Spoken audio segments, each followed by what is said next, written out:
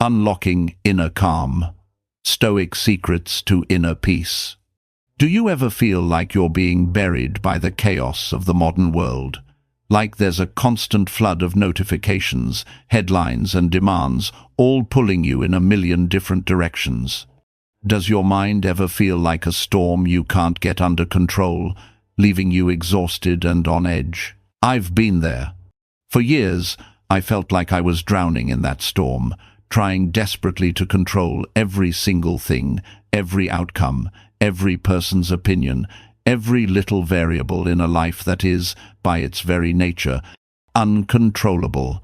I really believed that if I could just get my external world perfectly organized, my internal world would finally be calm. But the harder I tried to force life into place, the tighter anxiety's grip got on me. But what if a 20-year-old philosophy held the key to real, unshakable inner peace? A secret that has nothing to do with controlling the world outside, and everything to do with mastering the world inside you.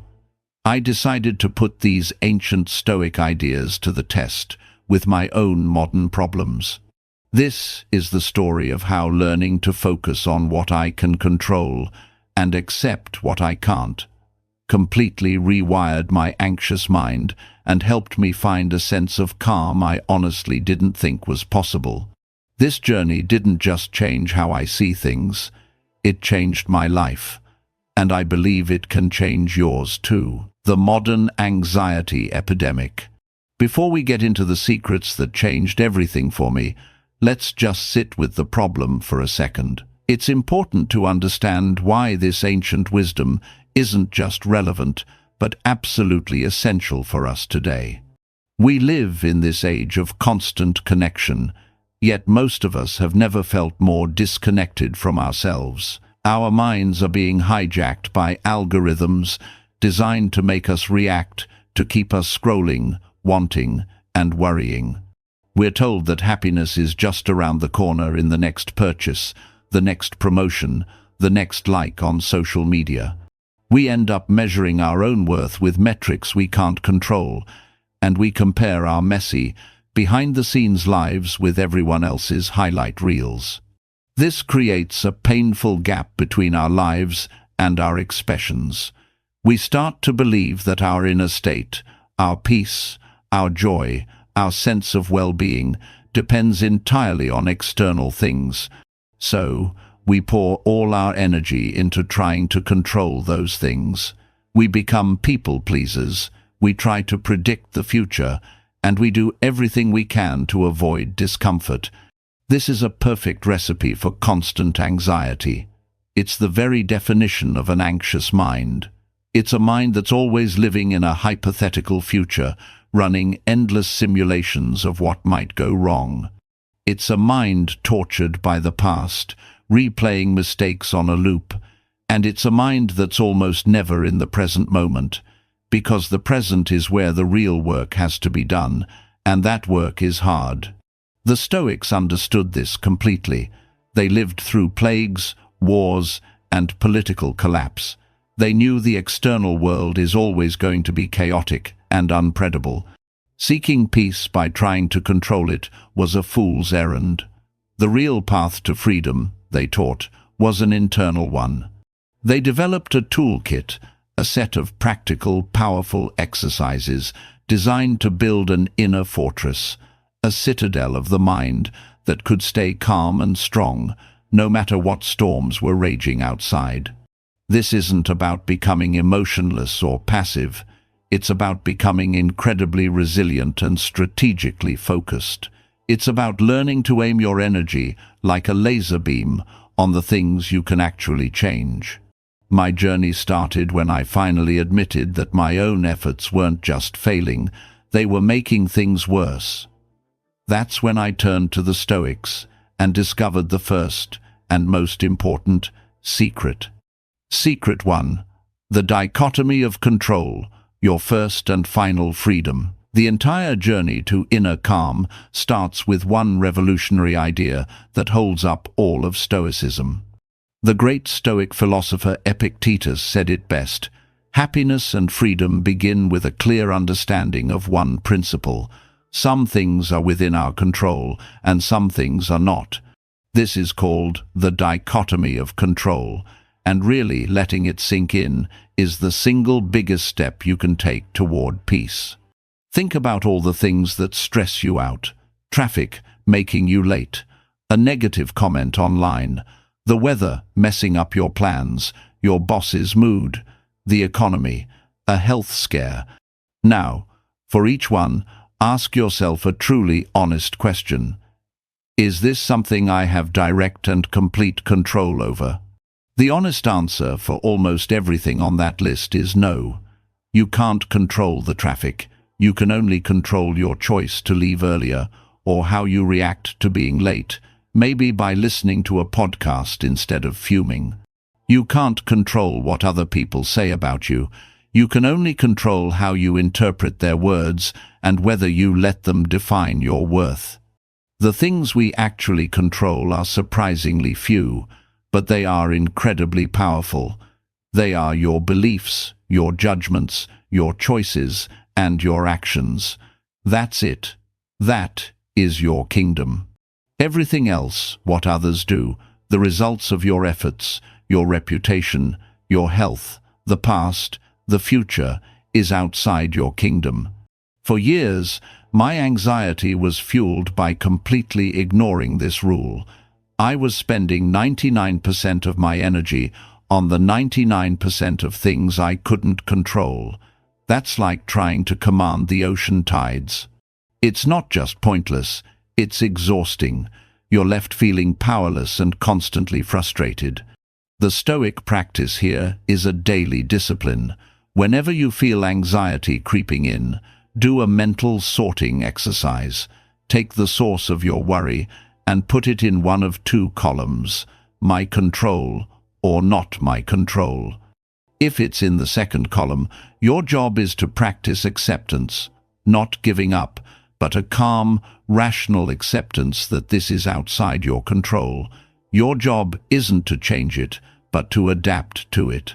If it falls in the first column, your own thoughts and actions, that's where you pour all your energy. When a project at work failed, the old me would have obsessed for weeks. What will they think of me? Is my career over? Those are all externals. My new, Stoic-inspired approach was to ask different questions. What can I learn from this? What actions can I take right now to fix what I can? How can I choose to see this as a lesson instead of a disaster? This shift, from worrying about uncontrollable outcomes to focusing on controllable actions, is the very definition of freedom. It gets you out of the prison of what if and grounds you in the power of what now. Secret 2. The inner fortress. Building an unbreachable mind. Once you start to get a handle on the dichotomy of control, the next step is to build on that foundation. The Stoics knew that events themselves don't hurt us. It's our judgment about those events that causes us to suffer. As the Roman emperor and Stoic philosopher Marcus Aurelius wrote in his private journal, "You have power over your mind, not outside events. Realize this, and you will find strength." This is the secret of the inner fortress. Your mind is a citadel, and you are its commander. Nothing gets through the walls unless you give it permission. A difficult coworker, a financial setback, a personal insult. Think of these things like stones being thrown at the walls of your fortress. They only have the power to disturb you if you open the gates and let them in with your own judgments. Let's go back to the traffic example. Someone cuts you off. The event itself is neutral. A car changed lanes. The suffering comes from your immediate judgment. That person is a selfish jerk. They have zero respect. My morning is ruined. That interpretation is the poison. You've let an external event breach your walls and take over your inner state. A Stoic response is to practice what's called objective representation. You see the event for what it is, without adding an emotional story. A car moved in front of mine. That's it. You have no idea what's going on with that driver. Maybe they're rushing to a hospital. Maybe they're just distracted. Their story isn't your story, and their actions don't have to become your anger. You protect your inner fortress by refusing to let toxic judgments inside. A great exercise for this is the third-party perspective. When you feel a strong negative emotion, anger, jealousy, fear, try stepping outside of yourself for a moment. Imagine a good friend came to you with this exact same problem. What advice would you give them? You'd probably be much more objective and compassionate. You'd likely tell them not to let one person's comment ruin their day, or to try to see the situation from another angle. By giving that same advice to yourself, you create a small gap between the event and your reaction. In that gap, you find your freedom. I started doing this with my own inner voice. When I'd make a mistake, the old voice would yell, "You're an idiot! You always mess this up!" The new, Stoic trained voice would pause and ask, "What would I tell a friend who did this?" I'd say, "It's okay, everyone makes mistakes. What's the lesson here? How can we move forward?" This wasn't about being fake. It was about replacing a destructive emotional reaction with a constructive, rational one. It was about guarding the gates of my mind, and with every conscious choice, the walls of my inner fortress got a little bit stronger. Secret 3. Premeditatio malorum. Rehearsing for hardship. This next secret might sound a little strange, maybe even dark, but it's one of the most powerful Stoic tools for building unshakable resilience. It's called premeditatio malorum, which basically means the premeditation of evils, or, more simply, negative visualization. So much of modern self-help tells us to only focus on the positive. The Stoics took the opposite approach. They argued that most of our fear and pain doesn't come from bad events themselves, but from being shocked by them. When we expect life to be smooth sailing, any bump in the road feels like a shipwreck. By mentally rehearsing difficulties, we rob them of their power to shock us. The practice is simple. Each morning, take a moment to think about things that could go wrong in your day. Your car might not start. You might have to deal with an angry customer. A project you worked hard on might get rejected. You could lose your wallet. You can even reflect on bigger things, like the loss of a loved one or your own health. Now, this isn't about sinking into pessimism. It's a strategic rehearsal. For each potential problem, you do two things. First, you remind yourself that this event wouldn't destroy your character or your ability to respond with wisdom. You would handle it. You would adapt. Second, you can even game plan your response. If the car doesn't start, you'll call for a ride. If the client is angry, you will listen calmly instead of getting defensive. I started making this part of my morning routine. Before even looking at my phone, I'd sit and think, today, I might encounter rudeness. I might face setbacks. My plans might not work out. Then I'd tell myself, these things are external. They don't have to control my inner peace. My job is to meet them with courage and reason. The effect was incredible. When the little irritations of the day happened, they no longer felt like personal attacks. They felt expected. I had already run the simulation. The emotional sting was gone. It turned that vague, floating anxiety into a set of concrete challenges I was ready for. And there's another huge benefit. This practice creates incredible gratitude. When you spend a few moments imagining losing the things you value, your job, your home, the people you love, you return to your day with a deep appreciation for them. You stop taking it all for granted. The coffee tastes a little better. The conversation with your partner feels more precious.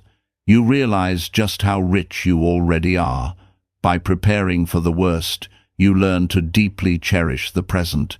If these ideas are starting to click for you, and you're feeling a little shift in your own perspective, consider subscribing for more practical wisdom on finding calm in our chaotic world. I'm also genuinely curious, which of these first three secrets hits home the most for you? The dichotomy of control, the inner fortress, or negative visualization? Let me know in the comments. Sharing our experiences is a big part of how we all grow. Secret 4. Memento mori, amor fati, embracing your full reality. These next two ideas are a powerful pair that get to the absolute heart of the Stoic way of life. They are: memento mori, remember, you will die, and amor fati, love your fate. Together, they create a profound secret for living with purpose, urgency, and a deep sense of acceptance. Memento mori sounds morbid, but its goal is the exact opposite. The Stoics believed that remembering our time is finite is the ultimate tool for getting your priorities straight. When you're aware that your time is limited, you stop wasting it on things that don't matter. The pointless arguments, the endless scrolling, the grudges, the anxieties about what other people think, they all shrink in importance when you hold them up against your own mortality. This isn't about creating fear, it's about creating focus. It strips away all the external pressure, all the pride, all the fear of embarrassment, and leaves only what's truly important. I started practicing this with a question inspired by Marcus Aurelius. If this were my last day, would I be proud of how I spent it? That question is a powerful filter. It pushed me to be more present with my family, to do work that actually felt meaningful, and to let go of petty annoyances that just didn't matter. It turns procrastination into action. The perfect partner to memento mori is amor fati. This is the practice of not just accepting whatever happens, but loving it. It's the idea that every event, every setback, every challenge is a necessary part of your life's journey. Instead of fighting reality, you embrace it. You choose to see every obstacle not as something in your way, but as the way itself. When I lost a major client, my gut reaction was panic. But practicing amor fati required a different response. I had to ask, how can I love this? What opportunity is hiding in this setback? The loss of income forced me to rethink my business, to diversify, and to learn new skills I had been procrastinating on. The disaster actually became the catalyst for necessary growth. It was a tough situation, but amor fati taught me to find the lesson inside it. This doesn't mean you become passive. You still work hard to change things for the better. But it means that while you're working on the future, you fully accept and embrace the present moment, exactly as it is. You stop wasting energy, wishing things were different. When you combine the urgency of memento mori with the acceptance of amor fati, you find a powerful way of living. You act with purpose on the things that matter, and you find peace and opportunity in whatever happens. Secret 5. The art of acquiescence, the power of letting go. In a world that celebrates non-stop hustle and total control, the idea of letting go can sound like giving up. But for the Stoics, letting go, or what they called acquiescence, is a strategic and wise act. It's the art of consciously releasing your grip on specific outcomes and on the need for approval from others. It's putting the dichotomy of control into action by focusing on your efforts, not the results of your efforts. We pour so much emotional energy into outcomes we can't control. We want the presentation to be a huge success. We want the date to turn into a relationship. We want our hard work to get noticed. When those things don't happen, we feel crushed because we've tied our inner peace to an external result. The Stoic move is to change your goal. Instead of aiming for the successful outcome, aim to simply do your part to the best of your ability. Your goal isn't to win the game that depends on your opponent, the referee, the weather. Your goal is to play your best game. The victory is in the effort and the focus you brought to the attempt. This was a total game changer for me. I used to be paralyzed by a fear of failure because my self-worth was tied to the outcome. If a project succeeded, I was a success. If it failed, I was a failure. Every big task felt like a gamble for my soul. Adopting the Stoic mindset meant letting go of that. My new goal wasn't, "This project has to succeed." It was, "I will bring my best effort and my most collaborative spirit to this project." Once I made that mental shift, the fear started to fade. I could act with more courage and creativity because my worth wasn't on the line anymore. I had already won by doing my part well. Whether the world rewarded that effort was external and therefore not the main point. This art of letting go also applies to our impulses. The Stoic virtue of temperance is about letting go of the need for instant gratification.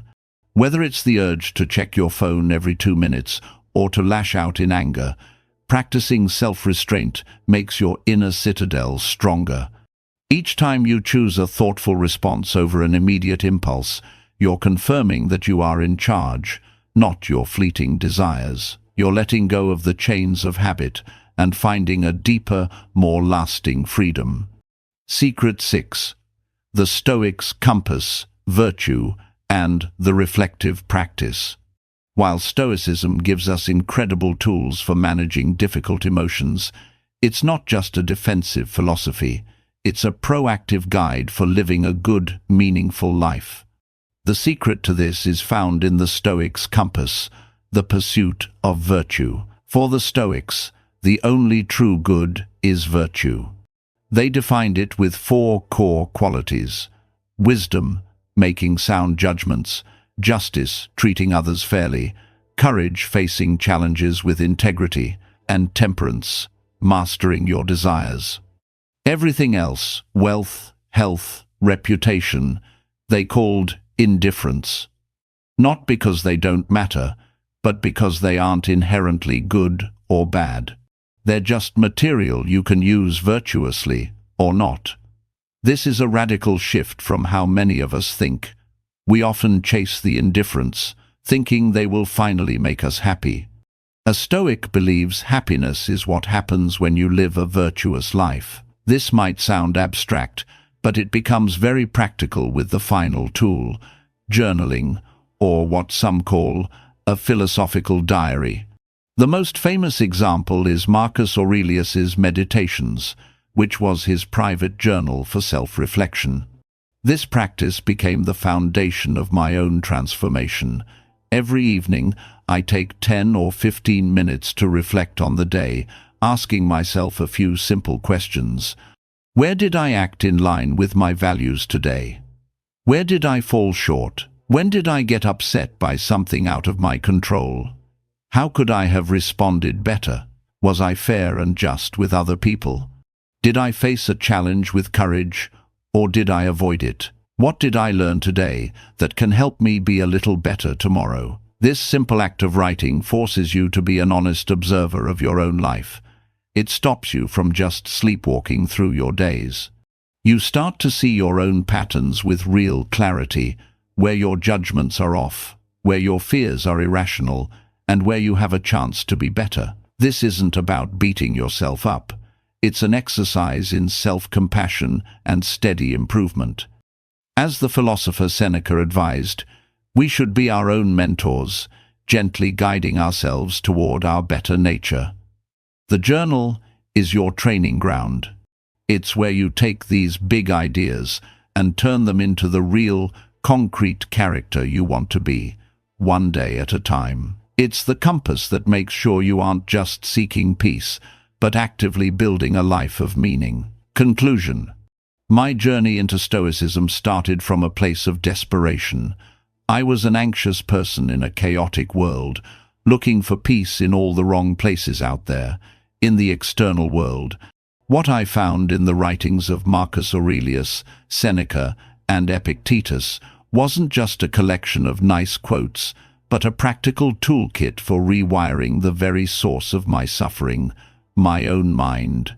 It started with the freeing idea of the dichotomy of control, learning to focus my energy only on what was mine to command. It continued with building my inner fortress, defending my peace by choosing rational thought over knee-jerk reactions. I learned to rehearse for hardship, which paradoxically filled my life with gratitude. I found a new sense of purpose by embracing my own mortality with memento mori, and finding the opportunity in every setback with amor fati. I discovered the quiet power of letting go of results, and finally, I found my true north in the daily reflective practice of living a life of virtue. This transformation wasn't instant. It's a lifelong practice, but the change is real, and it runs deep. The storm of modern life hasn't gone away. The chaos and the uncertainty are all still there. But I'm no longer drowning in it. I've found an anchor inside myself, a quiet citadel of calm that isn't built from stone, but from perspective, discipline, and wisdom. The ultimate secret of Stoicism is this: inner peace is not something the world gives you. It's a skill you build. It's a choice you make, moment by moment. It's the quiet strength that comes from knowing that while you can't control what life throws at you, you always have control over how you respond. That is where your freedom is. That is where your strength is, and that is where you will find your calm. If this has resonated with you, I encourage you to not just be a listener, but a practitioner. Pick one of these secrets. Start today. Write down what you can and cannot control. Ask yourself what you'd tell a friend in your situation. Take a few minutes to reflect on your day tonight. The power to unlock your own inner calm is already inside you. You just need to turn the key. Thank you for joining me.